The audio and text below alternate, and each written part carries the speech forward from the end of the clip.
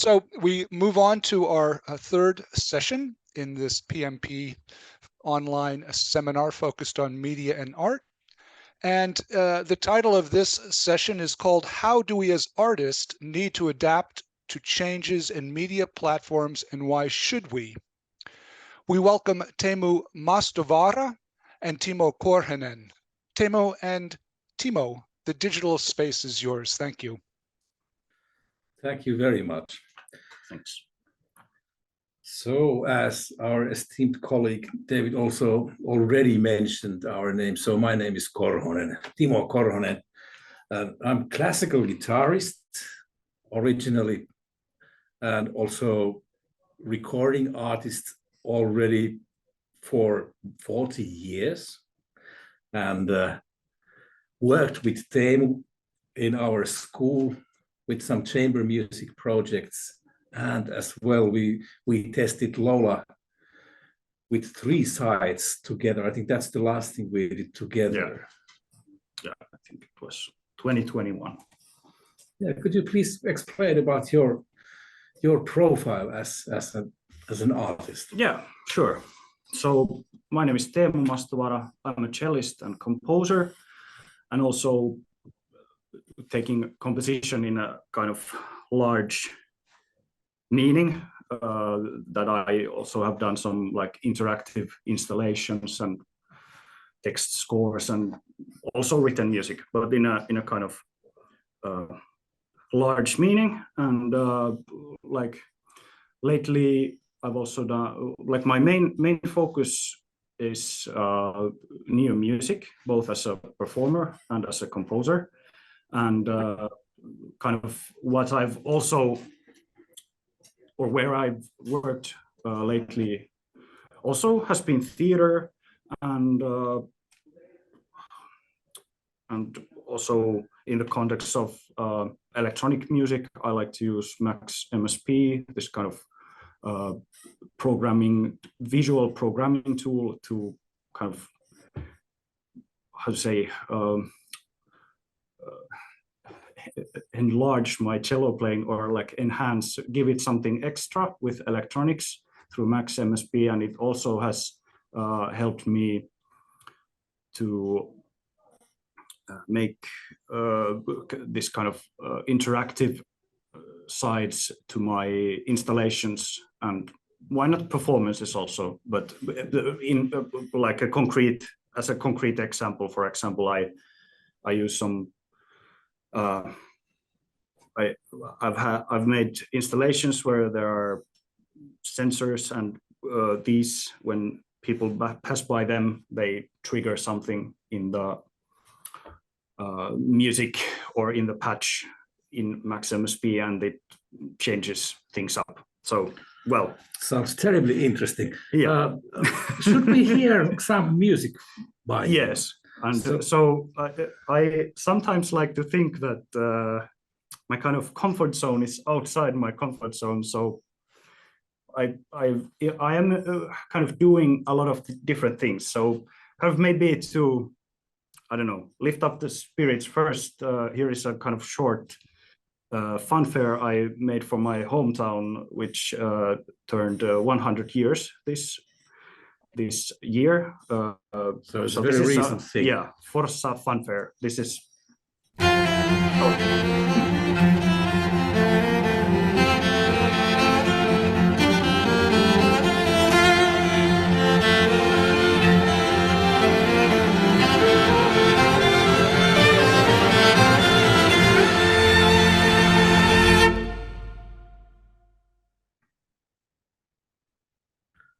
So thanks. Great.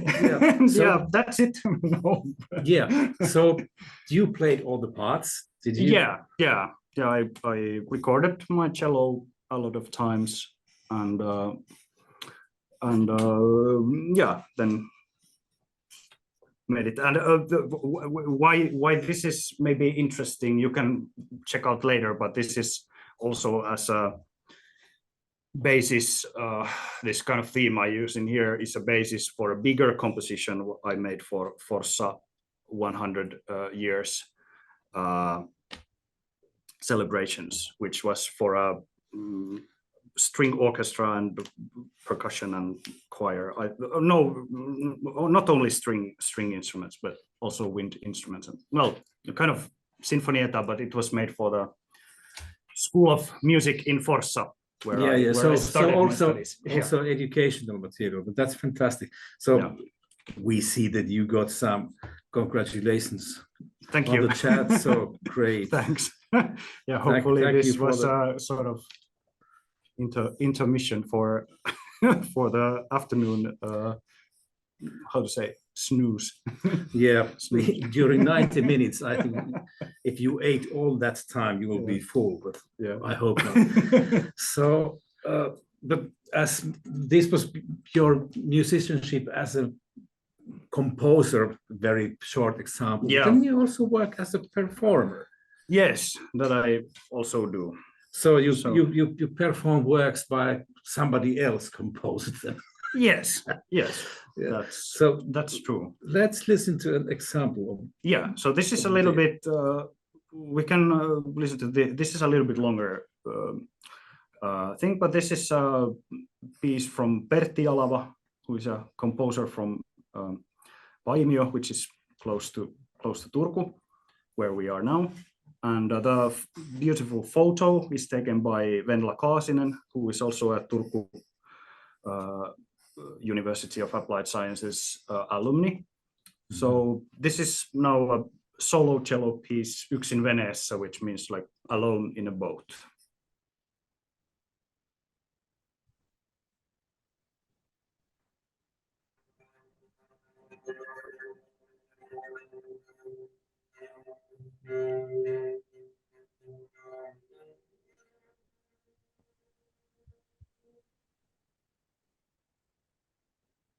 Sorry to interrupt. There may be some audio.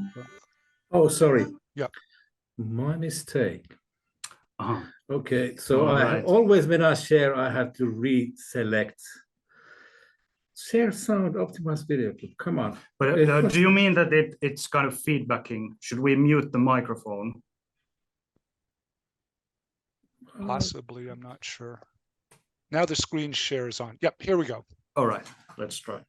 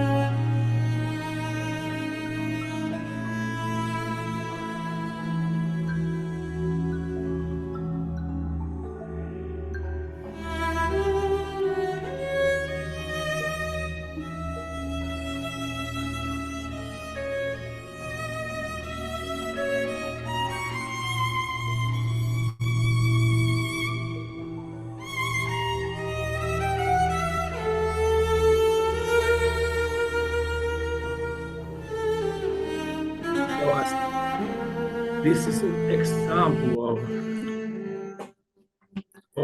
well, this is interesting.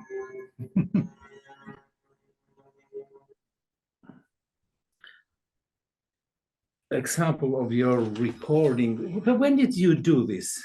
This was in 2020. Okay, One of the you know what happened then. So this was what I did when I was stuck at home. Okay. Yeah. So, but you wanted to use YouTube as a platform. Yeah, it seemed somehow made sense during that time, and I think it makes sense nowadays also. Okay. Yeah. Well, that's interesting. So well, now I'll show some video clips from my career. So as I started already over 40 years ago. So as you see, I have the final color on my beard. Look, I'm still waiting. I'm still waiting for Teemu this. has so beautiful hair. But I might have like some singular hairs. Okay, already so turning, already so, some gray. so I'm, Anyway, I'm getting there. Okay, that's no crime. I understand. No, I think it's nice to have white beard anyway. Yeah. Yes. So what I am going to show to you is recorded live on, I think it was February, March 1984. It was a live TV show in Stockholm, Circus på Djurgården. So I'm performing here the Deer Hunter theme with Karula Häggkvist.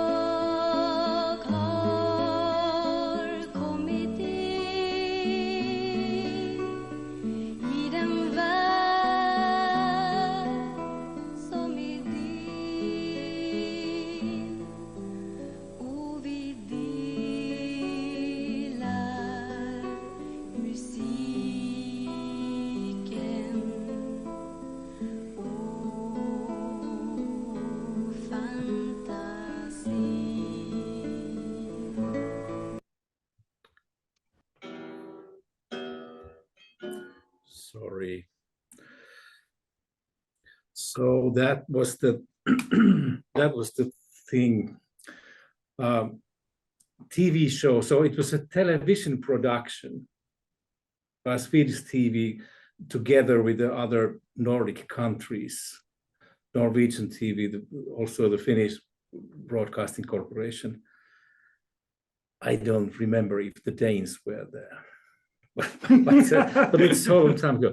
Anyway, this was also recorded and published as a single. So just to know what happened. The next example is from my very first solo recital on CD, and that was 1989. And what is peculiar with this recording, you will hear the breaking sound of a guitar top. As what happened, it's well, no explanation needed. So let's just hear it. Sorry, wrong movement. So I should be there. And let's jump there.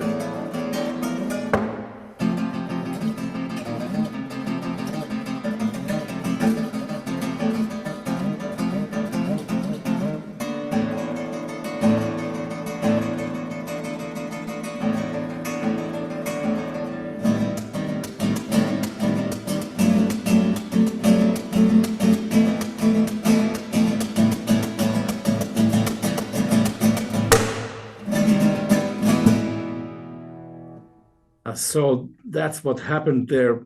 I broke the top of my guitar, and I got trauma, couldn't perform the piece after that. But the recording itself was not bad. And the last example of my artistic work is from this year. This is a a performance with my esteemed colleague Patrick Kleemola. He used to study with me, let's say 15, 17 years ago. Now we play as a duo.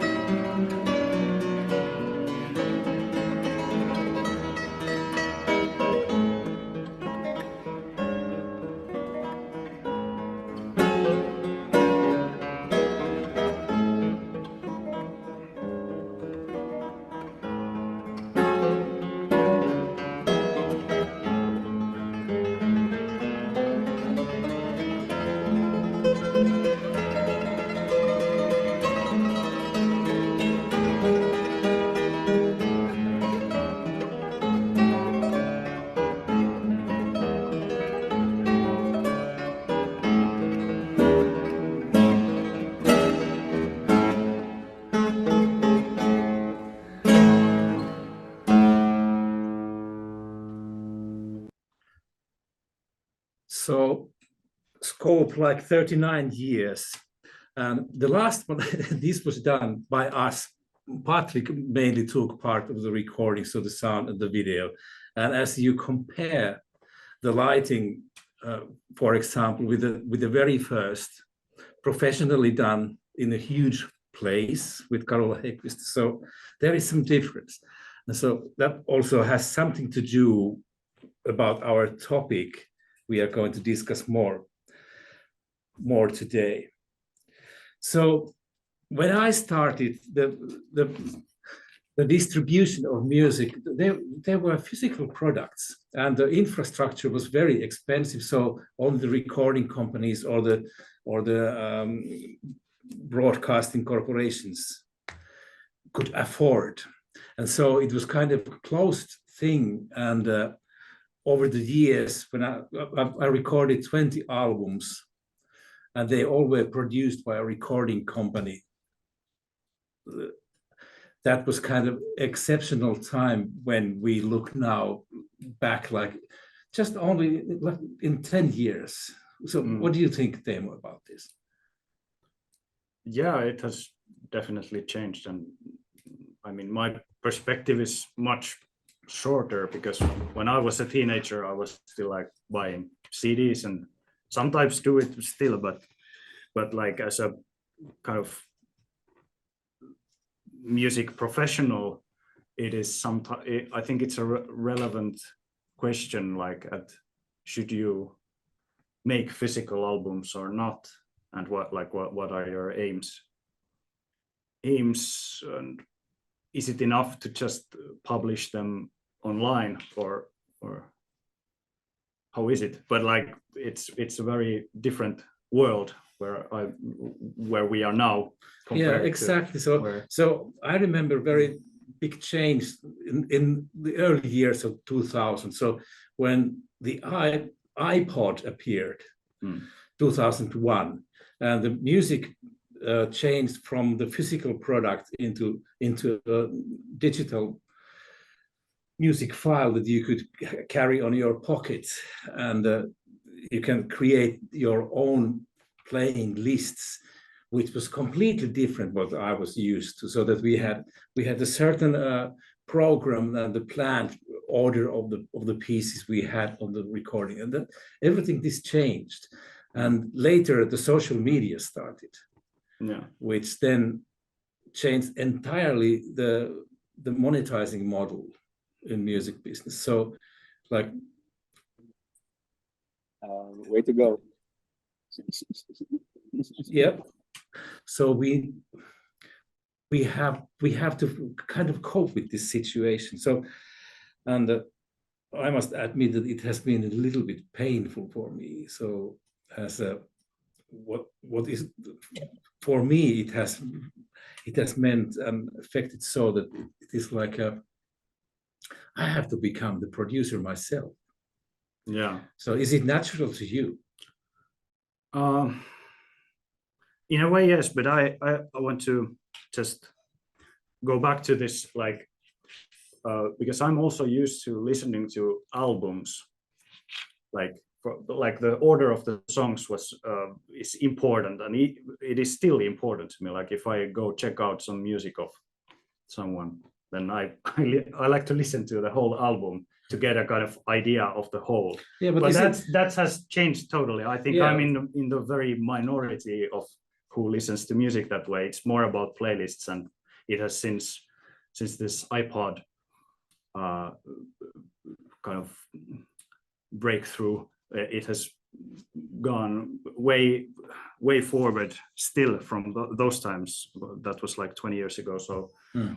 So it is about getting to playlists and kind of finding it's a very different. But as like a producer, then I feel it has also been painful, because like you're kind of, when I started to study cello professionally, I first needed to learn that kind of.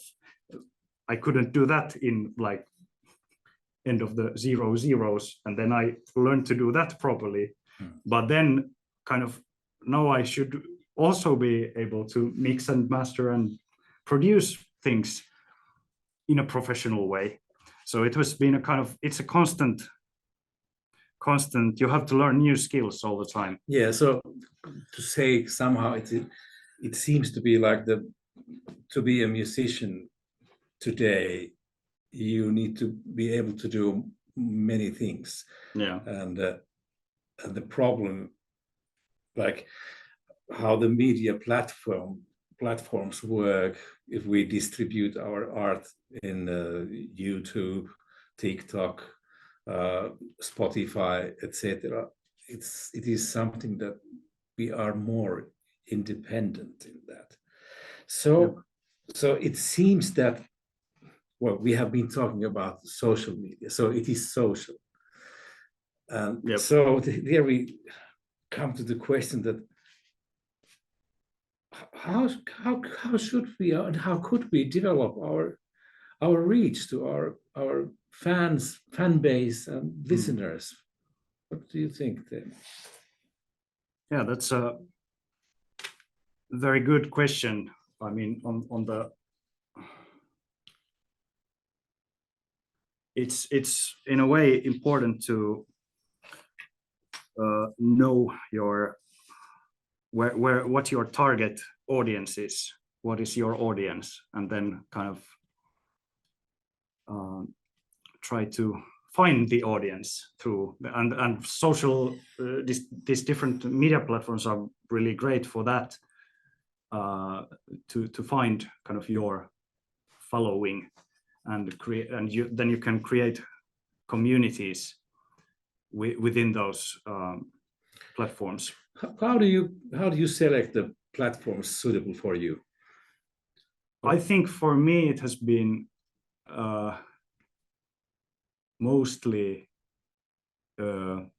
emotional based, to be honest. Mm-hmm. Like I use Instagram to kind of connect with international audience, and Facebook to interact people who I know already, and kind of, and there I do it in Finnish. So it's kind of like Facebook is for Finnish and Instagram is international in English in this case.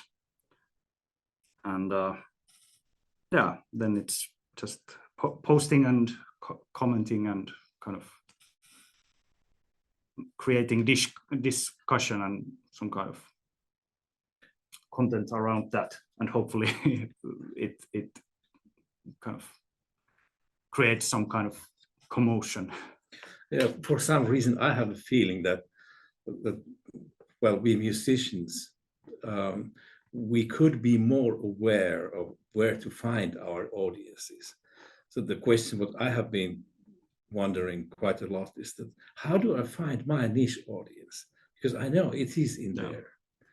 So it is a difficult question, and to be honest, I haven't solved it myself, but somehow it's takes a lot of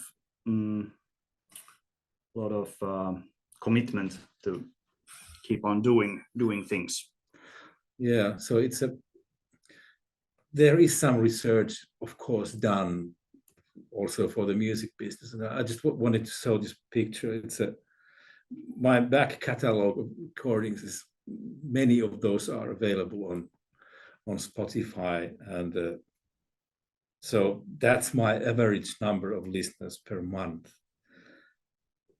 And now, if we talk about money, which is always interesting, so the number looks nice, but I have to admit that what comes to your bank account is not that much. And here we come to these algorithms, and also so how to get reach. I think Yeah, this is. Yeah, I mean, there are a lot of questions to talk about, and if we talk about now about how to gain or discuss the question of like how to reach as many people as possible, then I feel it's sometimes hard, because then, I mean, of course you analyze how your posts perform, but then I feel it's more kind of emotionally challenging to kind of put up with this, that first you post something, it gets like 30 views, and you are like, no one is interested in me or my music. And then you post something which suddenly gets over 1,000 likes, and like everyone is like, woohoo. Then that doesn't really happen when you perform concerts. That somehow I feel, we discussed this a little bit before this session, so I feel that makes it challenging, because when you perform live, you somehow get a more average reaction in a way, if you understand what I mean. Like, people come to tell you, oh, that was great. Like, from concert to concert, it's a more kind of stable reaction. It's most likely you will get a similar reaction to what you got for this concert and the concert before that.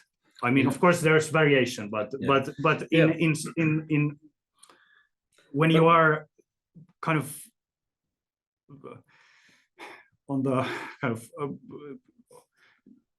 you have to just follow these algorithms and how they treat you in a way. How do you follow these algorithms? Do you use like Google Analytics or some other tools? No. I think this is one of the things. But as an educator, I had to teach myself and find out certain things. So I think this is something what we performing artists we could pay more attention to. So like the question about what platforms reach this and that audience. So for example, if we think of Facebook, so maybe it's for people looking like me more. So and Instagram is a bit younger, and TikTok is for the young people. Yeah. Just to say this very, very drastically, just average, but that's what researchers say. Yeah. Should we look your Instagram videos? Do you think it's no? Or do you want to say something else first? Or do you mean the TikTok videos? TikTok, yeah. Yeah, because I think there is this sort of, because of copyrights, I had to very carefully select what I show you. So yeah, we can look at these TikTok videos now. It may break this wall of talking. Item. I'll go first. You take a glass like this, then you water the base of it.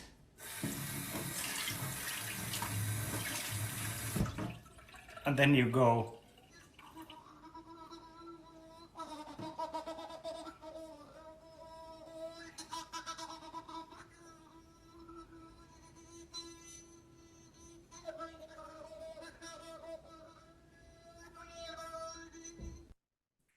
So Yeah. what the heck was this?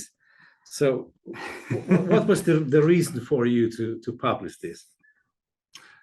To publish this. Yeah. So this is basically because I like to experiment on sounds. So this was a kind of attempt to make it approachable by anyone.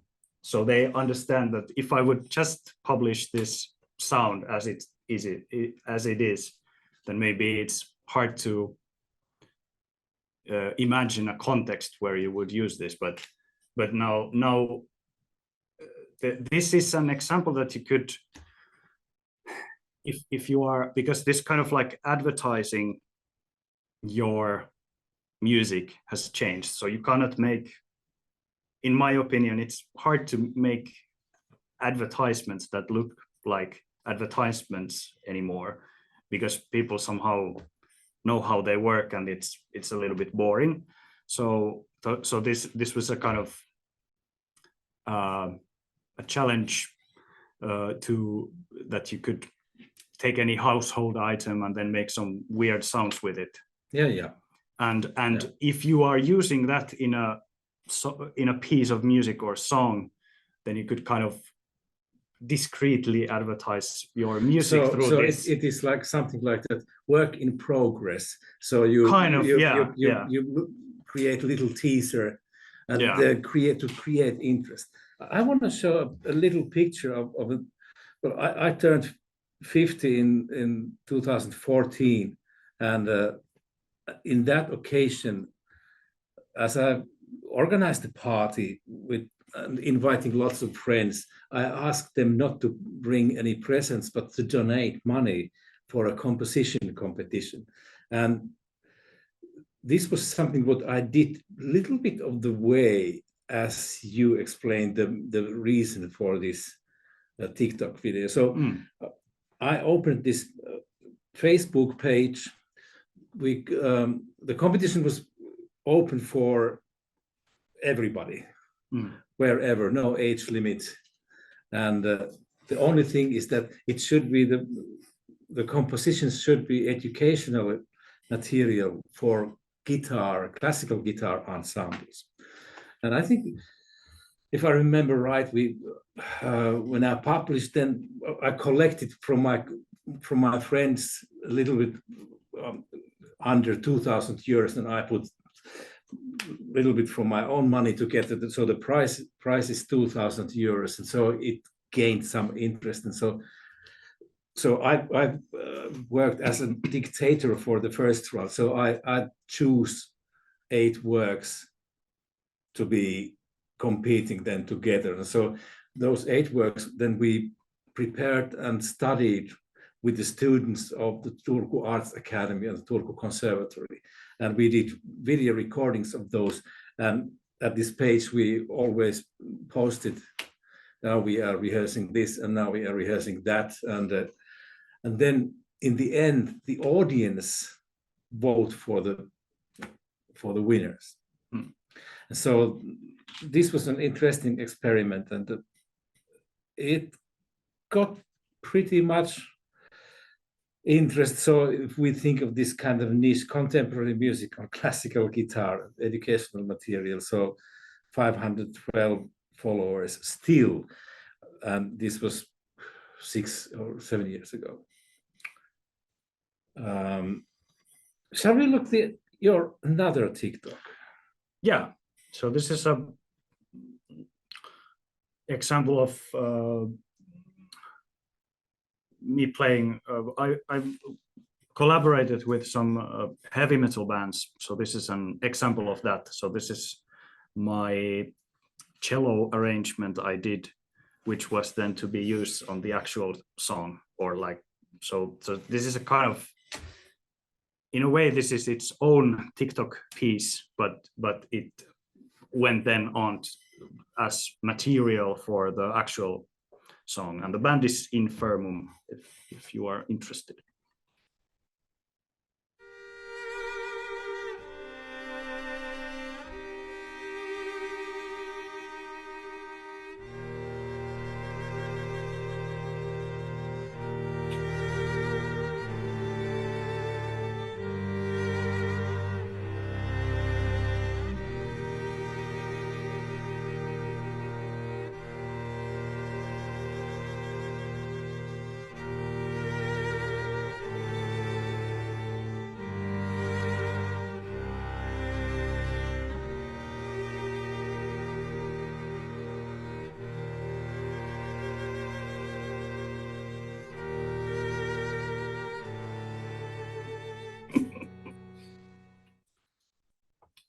yeah, there is a certain vocabulary you use in certain platforms.